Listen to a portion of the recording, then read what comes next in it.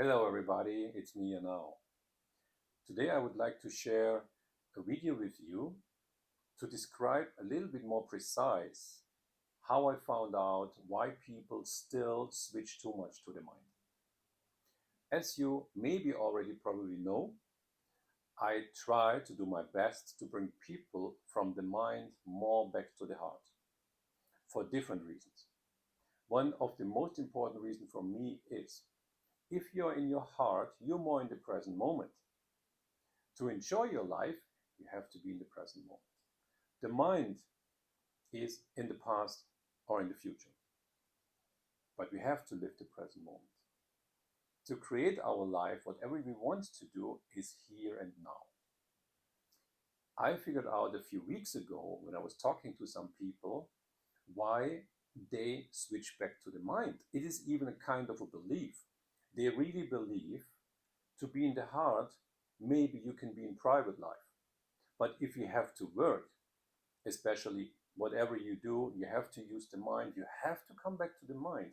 They literally told me, yes, I agree, and I feel very well being in my heart when I'm not working. But when I'm working, of course, I have to come back to the mind. And I was listening, I was never thinking about this direction. When I was listening, I felt like, really? Is it like this? Because I never felt like this. So it was very interesting for me to hear from someone else how they are thinking about this. Being in the heart means constantly. And the next, what I found out by feeling into it, I tell you not by thinking about, because it doesn't help. Everything I'm telling you is doesn't help to think about because the mind doesn't know. I will not get an answer from my mind thinking about this or feeling into. When I felt into the situation and into the words people told me and into the situations itself related to me and to other people, I felt really this is a very strong belief that whatever you do, working, you always have to think about, you have to come back to the mind. I tell you now, it is not true.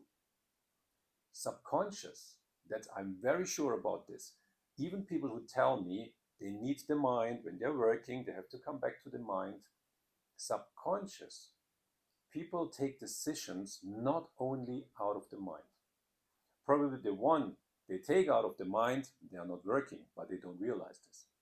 And the one who are working, if you take a decision from the heart, and this is possible.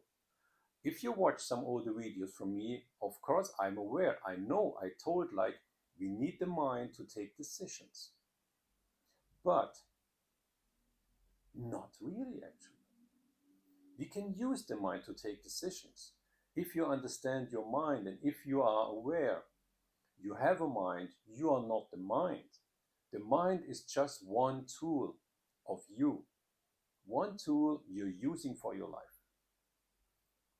Find it out, try it. It is really very interesting. I do some tests like this sometimes. Very simple tests, just to think about. I have to take a decision about something. Not very important stuff for the beginning, just to try. Not like a life-changing situation, of course. And just to feel into. Allow your mind to take a decision, write it down or keep it in your mind, whatever you want. And then exactly the same situation, feel into your heart. What is your heart telling you? You might have to do some exercises before to understand how to connect to your heart. So you will find some beautiful exercises in the YouTube channel. But if you become aware how to connect with your heart and to feel into, not to think about, there is already a decision. There is a solution already there. To step back from the heart to the mind makes it even just complicated. That's what I found out. We have whatever people call the purpose of life, our soul way, the soul path, which way to go. Whenever I took decisions with the mind, it didn't really work well. Actually, not at all. If I took decisions from the heart because I felt into and I was following my heart, so how will you call it? You just follow your heart or you take the decision with the heart. For me, it doesn't matter. It matters to feel it here, in your heart chakra, to connect. Whenever I'm looking for a solution and my mind still tries to help me, our mind is not our enemy. Our mind tries to help us. Our mind tries to protect us. Sometimes too close to the ego. Okay, step out of the mind, come back to the heart. There is no ego. Feel into about the situation and breathe into your heart. For me, immediately there's an answer. This is how I live. Mostly, I still have a mind which is quite powerful, and for the mind is too boring. If I use my mind not for a longer time, then the mind comes back and says, hello, I'm still here. Don't you want to use me? And sometimes I do. Just to realize again, no, it was not a good idea. It's not working. It was a nice try. And literally I tell my mind, yeah, nice try again. Sorry, no, I'm not going this way. The last years, step by step, I found out when I'm following my heart, when I connect with my heart, when I'm listening to my heart, this is my way to go. The mind can't understand and doesn't understand the situation very well. The mind is guessing or get in contact with the experiences we had already in the past and just reminds us, listen, this is similar, not even the same situation. This is similar to what we had already. We had such an experience. Come on, let's go another way. But my heart tells me that's exactly not the same, not even similar.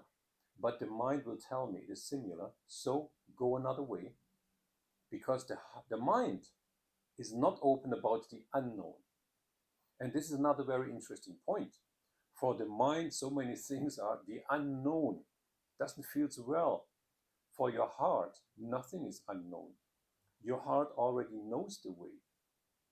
Maybe we had some experiences in previous lives, if you believe in incarnation, what I do.